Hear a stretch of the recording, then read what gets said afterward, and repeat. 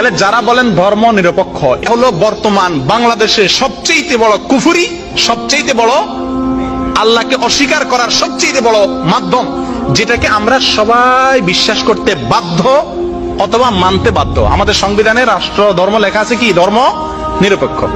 আমার বুঝে আসে না, দেশের রাষ্ট্রীয় আমাদের জাতীয় ফুল আছে না, জাতীয় ফল আছে, জাতীয় মাছ আছে, কিন্তু জাতীয় ধর্ম থাকতে পারবে না। জাতীয় কি থাকতে পারবে না? স্পষ্ট ভাবে এদেরকে যারা সমর্থন করে, তারা যদি বুঝে শুনে এদের কুফরিকে বুঝে শুনে সমর্থন করে, তারাও কাফের। আর যদি না বুঝে সমর্থন করে, তাহলে এরা গোমরাহ এবং পথহারা। ভাই, ইনিয়ে বিনিয়ে কথা বলার দিন এখন আর নাই। নাস্তিকরা, বামরা এখন স্পষ্ট ইসলামের উপর আক্রমণ করতেছে, সরাসরি বলতেছে। ইমরান চৌধুরী কয়দিন আগে বলল, মুসলমানরা মসজিদ থেকে বাইরে হয়ে নামাজের পরে যা মন্দির পাহারা দেন, আমাদেরকে মন্দির পাহারার ডিউটি দিয়েছেন উনি। লজ্জা কোথায় গেলে মুসলমানদের ইমানে জ্বালা আসবে, মুসলমানরা এসব অন্যায়ের বিরুদ্ধে অন্তত মুখ খুলে প্রতিবাদ করবে। আল্লাহ আমাদের হেফাজত করেন। সম্মানিত ভাইরা, ধর্ম নিরপেক্ষতা এটাকে এমন একটা পর্যায়ে পৌঁছাইছে এখন ওরা নতুন করে একটা শুরু করছে, ওয়াজ নসিহত শুরু করছে। সংসদে আগে মানুষ সংসদের ঝগড়া গালিগালাজ শুনতো, এখন নতুন করে আবার দেখা যাচ্ছে সংসদে কি হয়? ওয়াজ নসিহত হয়। কয়দিন আগে এক এমপি বলল, নাস্তিক এমপি, আল্লাহকে স্বীকার করে না, রাসূলকে স্বীকার করে না, কমিউনিস্ট, স্বঘোষিত নাস্তিক। সে এমপি বলল কি? মুহাম্মদ সাল্লাল্লাহু আলাইহি সাল্লাম নাকি ধর্ম নিরপেক্ষ ছিল, ওরা নাকি কোনো ধর্ম উনি বিশ্বাস করতেন না। ওনার রাষ্ট্র, মদিনার রাষ্ট্রের নাকি কোনো কি ছিল না, ধর্ম ছিল না। এসব বেয়াদবদের মুখের লাগাম কোথায় গিয়ে ঠেকছে, কতটা এরা বেপরোয়া হয়েছে যে পৃথিবীর দ্বিতীয় মুসলমানের দেশে, বৃহত্তম মুসলিম সংখ্যাগরিষ্ঠ দেশে এরা রাসূল আকরাম সাল্লাল্লাহু আলাইহি সাল্লামকে ধর্ম নিরপেক্ষ আখ্যায়িত করে, আর রাসূল আকরাম সাল্লাল্লাহু আলাইহি সাল্লামের সরকারের সাথে বর্তমান সরকারের তুলনা করে। সম্মানিত ভাইরা, এইরকম নাস্তিক বিএনপিতেও আছে। অনেক ভাই মনে করেন না যে সরকারের সমালোচনা করে তাহলে বোধহয় এই সরকারের বিরুদ্ধে লোক। না ভাই, আমরা ইসলাম বিরোধীদের বিপক্ষে। তারা যে দলেই আশ্রয় নিয়ে থাকুক, যে দলেই মাথা গুজায় থাকুক না কেন, যে দলেই থাকুক না কেন, এখন এরা ক্ষমতা আছে, এদেরটা বেশি প্রকাশ পাইছে, তাই বলতেছি আমরা।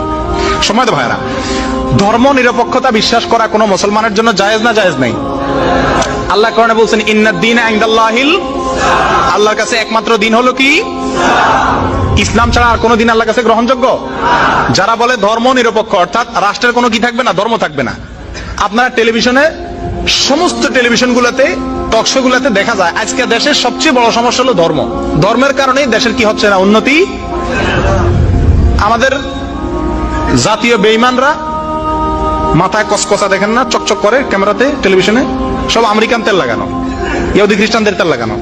এই আমেরিকান তেল লাগায় আসা এসব বুদ্ধিজীবী নাস্তিক বেঈমানের দালালরা সব সময় বলে যে যেদিন আমাদের সমাজ থেকে, রাজনীতি থেকে, রাষ্ট্র থেকে, সংবিধান থেকে ইসলামকে উঠাই দেওয়া যাবে, সেদিন দুধের নহর বইবে আমাদের দেশে।